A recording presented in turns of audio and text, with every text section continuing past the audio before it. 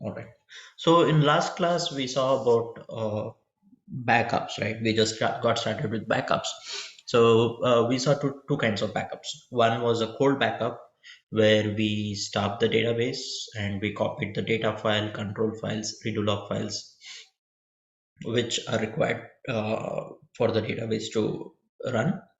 And then we started the database back. That was cold backup. So second backup was called as a user managed backups. So what happens in user managed backup? The database is up and running.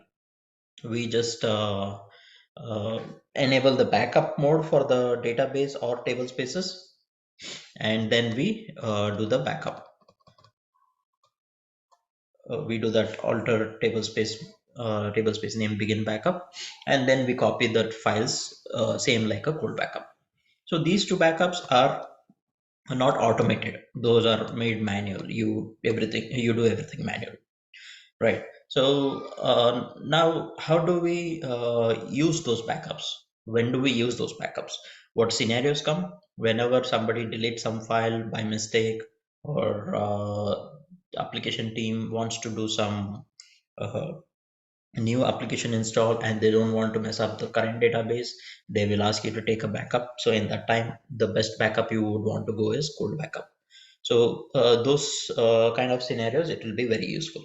But the demerits is cold backup, your database goes down, and to recover from that backup is easy. You just copy those data files and start the database. But how much time will it take to copy those files? Where have you kept those files? If it's on the server, it is easy. If those backups resides somewhere in the far uh, in another data center where we have the storage tapes allocated, then it will take some time to copy those backups from a different location to the current location. So all those things come into picture. So today, what we will see is we'll see about recovery. So in recovery, what do we mean by recovery? So recovery is basically getting the database back from the backups. We are taking a backup, we recover from the backup. We take the required part from the backup. Now we can take a backup of the whole database. You can take a backup of the table space. You can take a backup of the tables also. All right. Whole database backup. If the whole database is kind of gone, or one data file is missing and we not want to copy just one data file, you can use a cold backup copy. Table space level backup. You can recover only that table space. You cannot recover other table spaces whose backups is not there. Right. So that is the main concept of recovery. Here, still we are doing manual recovery part over here. We are not at using any tools. We have some tools which can be tools or utilities which can be used to make our life easy, life of the DBA easy. But this understanding of this is required before we get into the automation, because once we do the automated things, the basic concept of understanding what backup is, what recovery is, gets lost. So I want you to understand this first before we go there. So today we'll be seeing how to manually recover the database from the backups. So basically, recovery. What exactly recovery means? Just take those files from the location where you have placed it, the backup files, and just replace it uh, in the location where it is missing from. Right. So again, here recovery will be if you have the lowest level of recovery which can happen is up to the data file or the table space. Okay, but you cannot recover a table. If somebody dropped a table, then with the code backup, you cannot recover a table. You have to replace the whole database or the whole table space. So it kind of restricts you from how much you can recover from those backups. So how does recovery work? Right. So in cold backup, we shut down the database, so there is no changes happening on the database. But in user managed backup, yesterday we saw that, and in the last class we saw that we freeze the table space, and all those changes are not recorded into the table space at that point of time, and once we unfreeze it, those changes come into picture. So those changes which were still not being recorded while we were taking the backup, if we need those changes also, those changes are basically recorded in the redo logs, right? So we take a backup of redo logs, which is nothing but the archive redo log. So we can make a copy of the archive redo log and those can be applied. Okay, just to give a better explanation of this concept, we'll use this one for today's understanding. Okay, these concepts are a little bit very important as we go further. So here, this line is our time. We are just considering T0, T1, T2, and so on. Okay.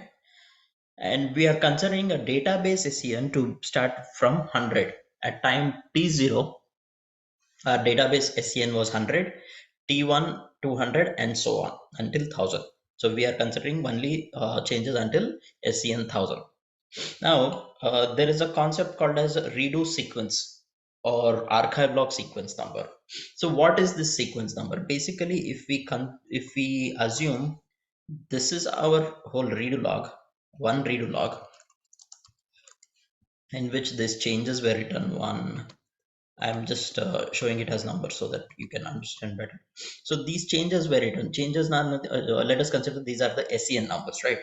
Change SCN number, system change number 1, what all changes were occurred.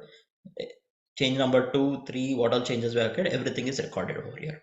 Now this whole file, right?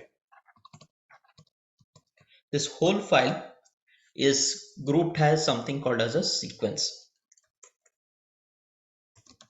So this whole group will have a sequence number just to tell the database that all these changes are part of one redo log group.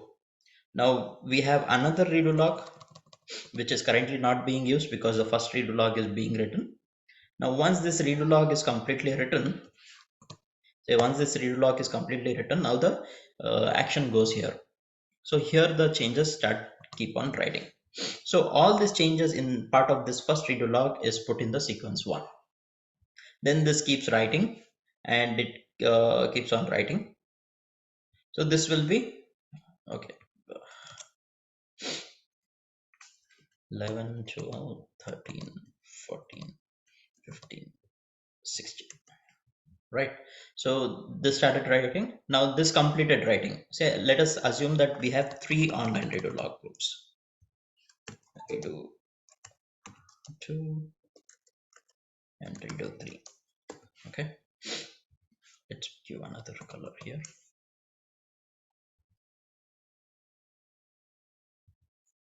Okay. Now it starts with 17 and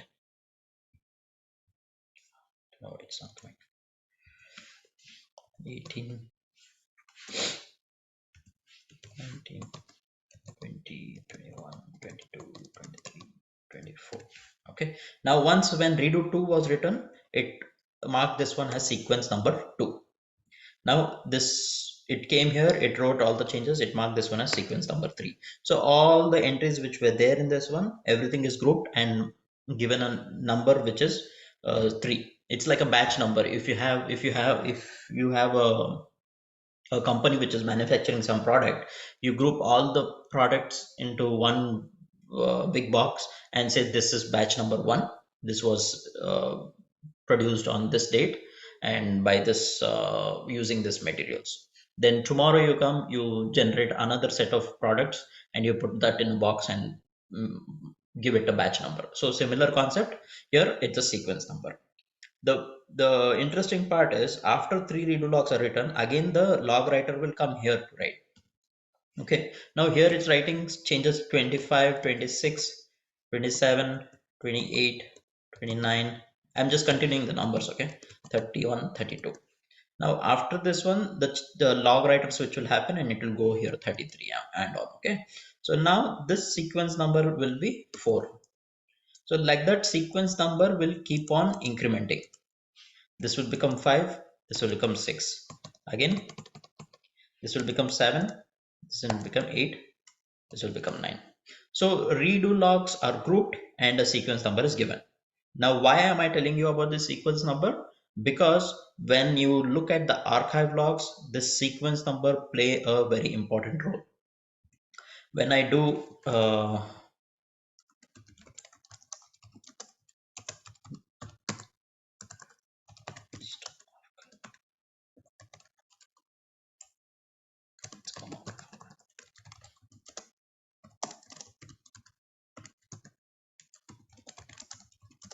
archive log list command basically gives us if the archive log mode is enabled or not. So you see here sequence number 40, 41, sorry, 42 and 42, right? So this is the location where my archive logs are going. So if I go to that location, what is this numbers? 30, 31, 32, 33. So what is that exactly? That is, see, that is the only number which is differentiating the file, or else this number is same. This second number is same. Okay, this number is same. First number is same. Underscores are same. Only this number is what is differentiating this one. So these are basically archive logs, and this number in between it's nothing but this sequence number which we just saw about how it was generating. So it generated so many archive logs in our database, and right now it has generated up to 41 sequences. So 41 times our redo log was switched for this database. If I go and do another log switch, it will create another batch of all the changes in the redo log, and it will give it a sequence number called as 42. So this number over here, current log sequence, what is the current batch of the changes being produced? And all the changes will be bundled in this batch, and a file will be created which will be 1 underscore 42 underscore the number dot dbf, right? So this is how the redo logs are grouped. Redo logs are grouped with the same sequence number. Archive redo logs also have the same sequence number. Sequence number is same around the whole database. Okay, redo log, archive log will go always with the number called as sequence number. In one sequence, there are many SCNs.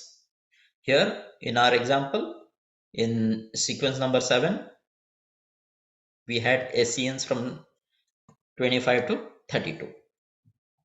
In sequence number 5, sorry, sequence number 8, wait, let's keep it before. So 9, right? So sequence number 2, this was the first entry we had. So we have changes from 9 to 16. Sequence number 3, we have changes from 17 to 24. Okay, so that is how it is grouped. Now, considering those kind of changes, so after every switch, the DB, let us consider after every time the switch is happening for us. Okay, when it goes from T0 to T1, one switch is happening in the backend.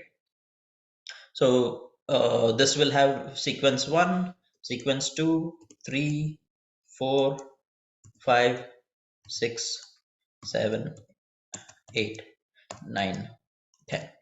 So we created 10 sequences of redo log changes, 10 batches of redo logs. Now in this sequence, what are the SCN ranges we have? Here we see our starting SCN was 100, right? At this time T0, the SCN was 100. So this one will have changes from 1 to 100. And this will have changes means change SCN numbers. SCN number is same as change. SCN number is system change number. So in general terms, we do change, we refer it as changes. So this sequence, redo log sequence 2 will have changes from SCN number 101 to 200, and this will have 201 to 300. I'm just trying to group it in batches of 100 just to make it simple, but it's not necessary that the every redo sequence will have only 100 changes, right? This is just an example we are looking at. Okay, so similarly the SCN ranges will be in the redo log sequence. So there is another concept called as low SCN and high SCN. Right, when you are looking at a few of the outputs or alert log and everything, you will see low SCN is this much, high SCN is this much, and the archive log is saved in this file. Such kind of information. So what is low SCN? Low SCN for this particular sequence of redo log with sequence number 1 is the low SCN means the first SCN. Here the low SCN is 9. High SCN is 16. Here the low SCN is 17. High SCN is 24. So here low SCN will be 1. High SCN will be 100. The last entry in the online redo log file. The changed number of the last entry in the online redo log file. Right. Similarly, here it will be 101 and here it will be 200. 201, 300. Okay.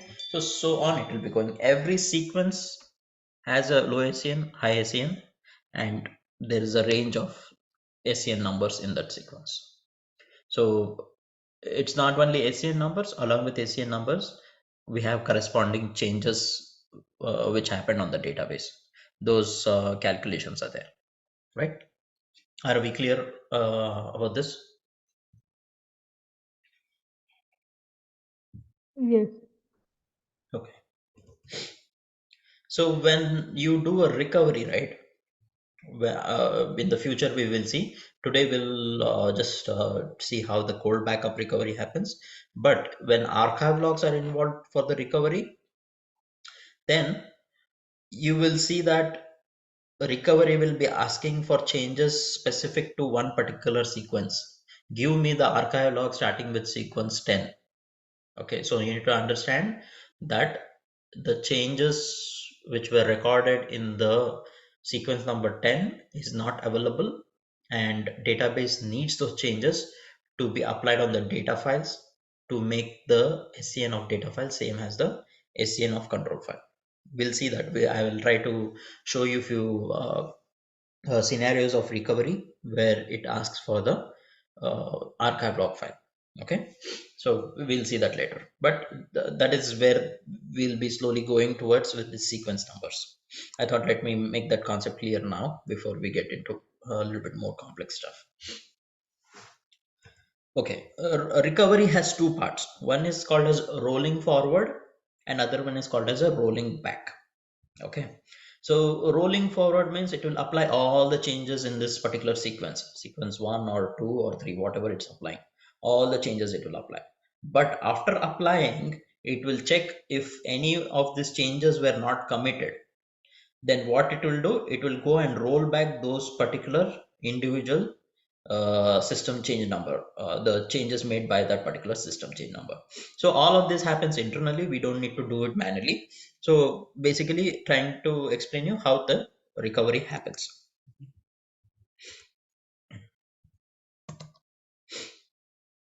So this is the explanation of what we did. So recovery are of two types. One is instance recovery. Instance is nothing but the memory part of the database, correct? It's not the place where we have the data files. It's a place where we have the SGA and all those big boxes with memory components, log write, redo log buffer, data buffer, all those things. So instance, if an instance crashes, then during the next startup, the recovery of that instance will happen automatically. All right. If it is a RAG database where we have two instances, if one instance crashes, then the second instance will fix that first instance when we try to start that instance.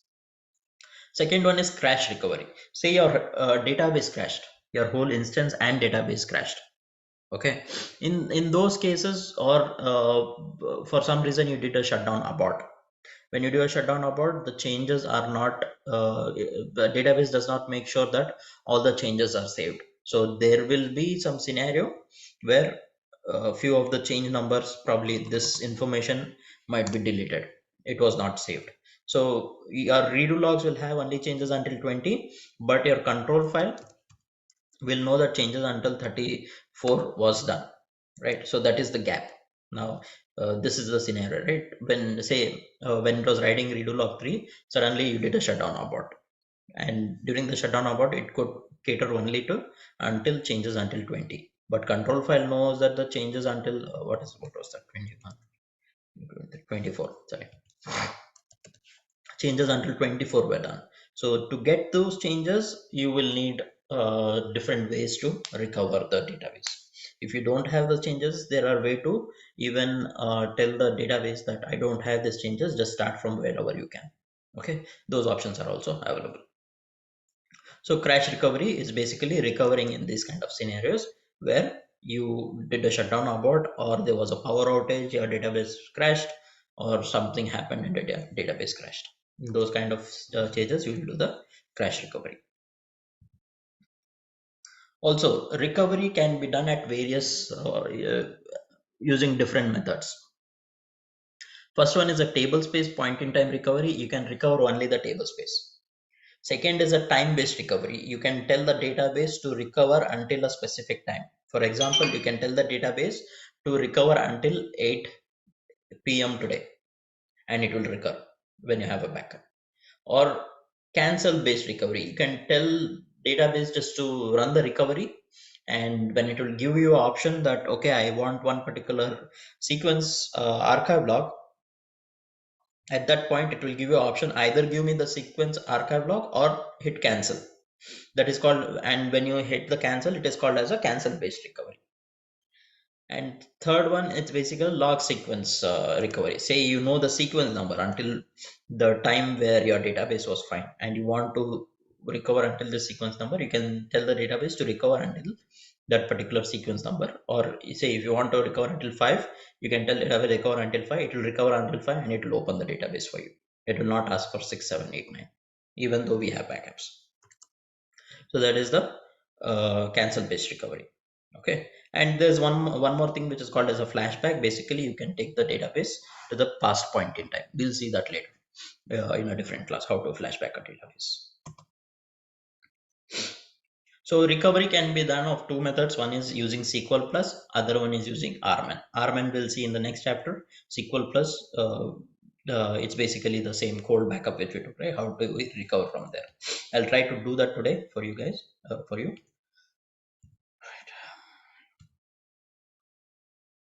These are few of the views which can be used to get the information of a backup, to list the data files before we backup. This is the same thing what we did in the last class, right? We did a select name from $v data file. We got this list, remember? So this one. And this is basically what we, the backup which we did. We made a copy of everything. We just listed the commands here. This procedure is for only taking a backup of the table space and data file. This is for only read only table spaces. This is if you want to take a backup of just the control file, and this is if you want to take a backup of the archive redo log files. Okay, so these are different ways of recovery. What I will do now is I will try to do a cold backup of a database. So before that, what I will do is I will create a table into the database.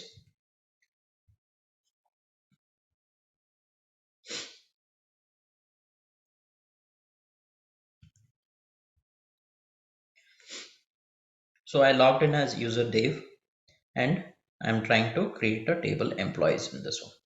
Okay, how do we create a table? This is a simpler syntax.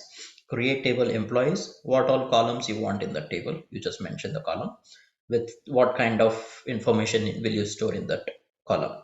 Your id number will most probably be only numbers, so I put it as integer. And name is sometimes name just have characters, or few names will have special characters. So in that case we put name varchar. Address also will have special characters, comma, dash, slash, all those things, right? If you want to save all those kind of information, you define it as varchar. Email also have variable characters, like characters and special characters @ So hence, and phone number can be defined as integer or number. But again, if you want to put the dash in between the first three digits after that, then you define as varchar. So let's go ahead and create this table.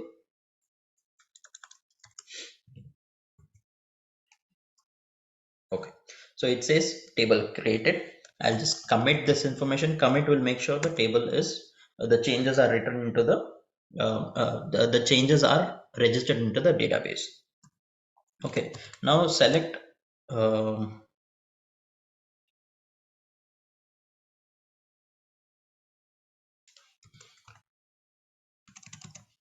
object underscore name, object underscore type from dba underscore objects.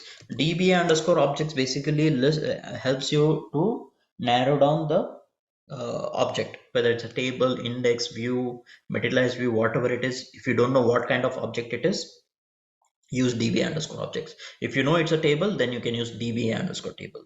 If you know it's an index, you can use dba underscore indexes. If you know it's a view you are looking for, dba underscore views. So that is how they have kind of organized everything. But generally, I generally go to dba underscore objects, and so I'm trying to type select object underscore name, object underscore type, what type of object it is, from dba underscore objects, where object underscore name equal to employees. I'm trying to pull the information of the table. Okay, hold on. So this is basically db underscore objects is at the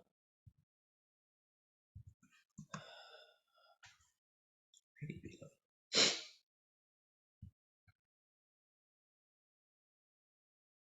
Okay, what we will do is select count of staff from employees. Okay, we'll try to insert a row in the table. Create table, insert.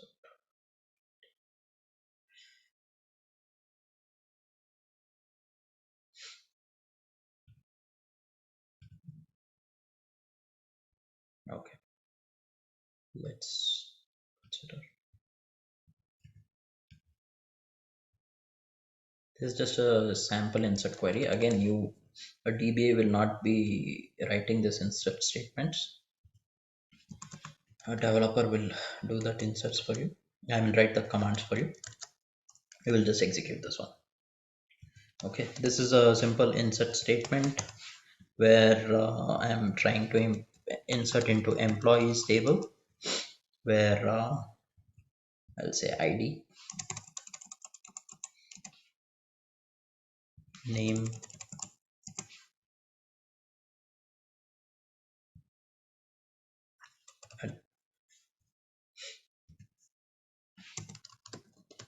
address, email, phone.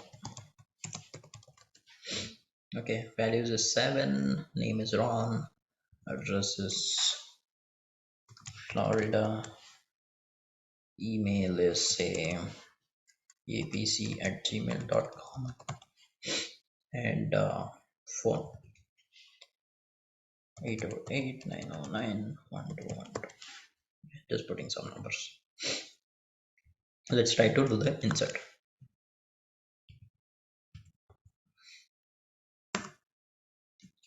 Database link mail. Okay, into single quotes.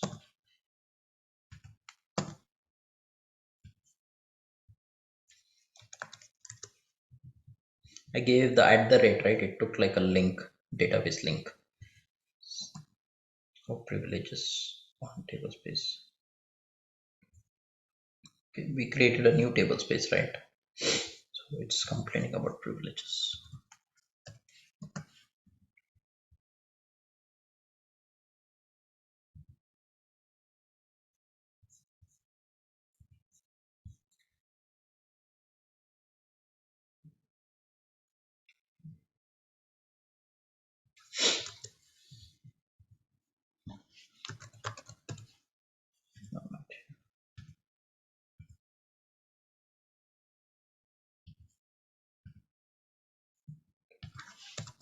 grant.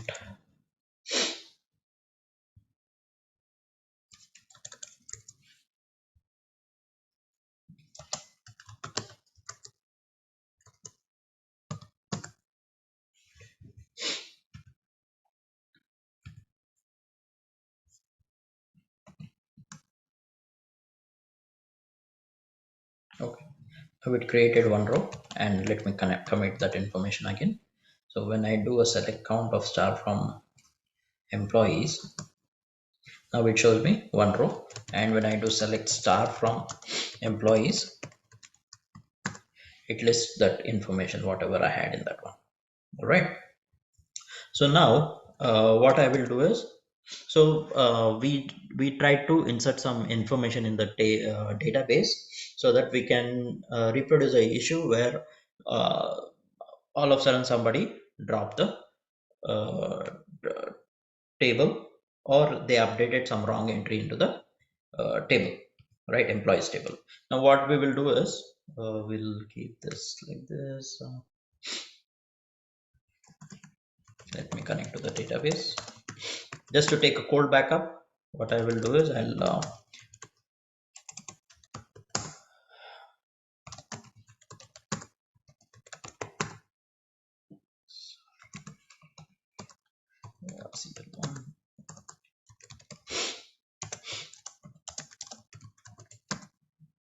I will shut down the database. Now whatever we did until now, it just let's assume that is a normal database working which was happening. Okay.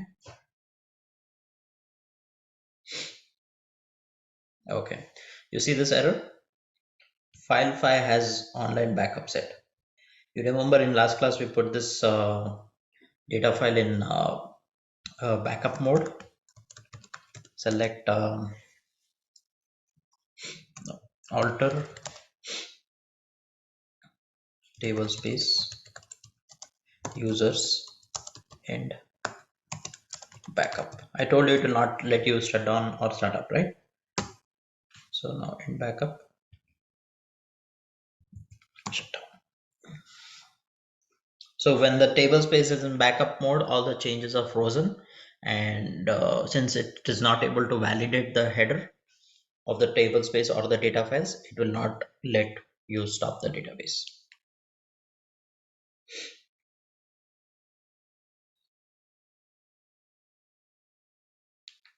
All right.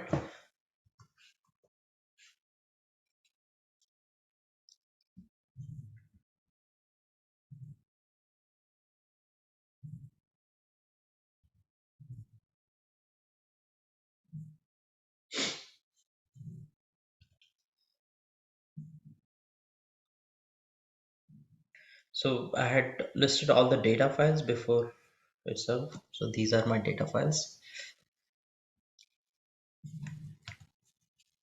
So I will create that list like last time. So these are my data files. Shift.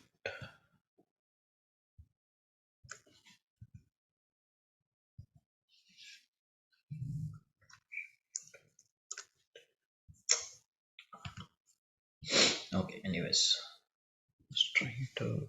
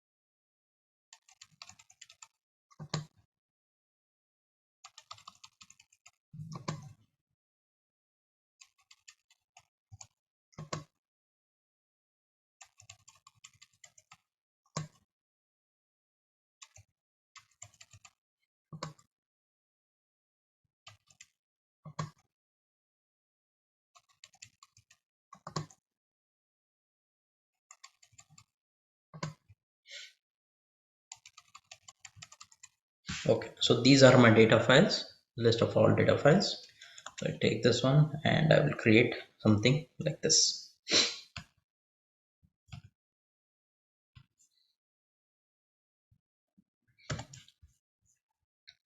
So again, like last time, I will try to do a record in here. Record cp space end. Where was the location?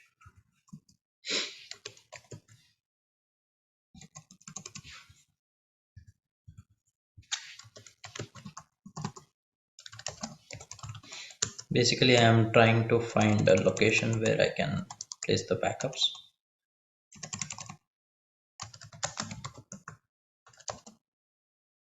Cp slash home cd backups. Okay, so we will be using this location to save all the backups. Control V slash enter stop.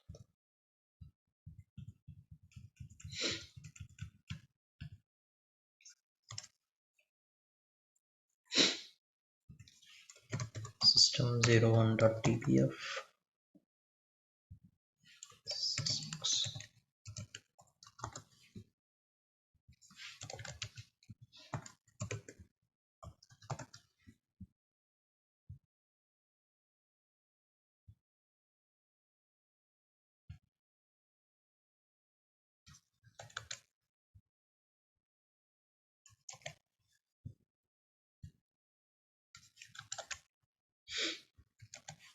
Don't worry about this PDB seed and everything.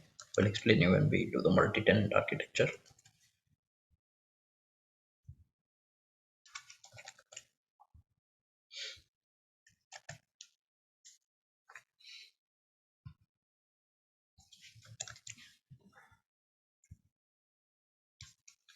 So our Zoom session is ending. Please join back. You can take a break and join back in 5 minutes.